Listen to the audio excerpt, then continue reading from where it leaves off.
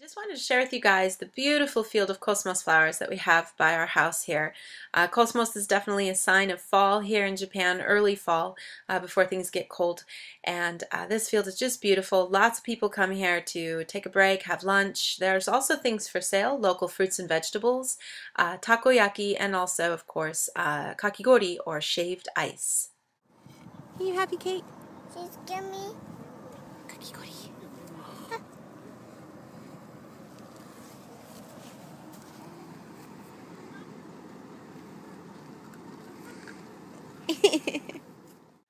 This field is so popular and it gets bigger and bigger every year, and even this year they had a special matsuri or festival, and there were even a huge fireworks show which we could see from our house, which was nice.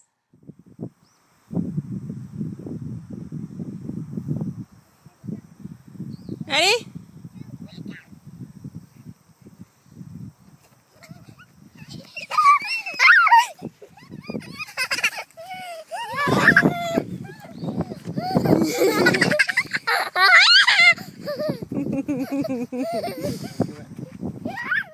So definitely a fun place for kids to run around and have a great day. So thank you guys so much for watching, and I hope to see you all next time. Bye.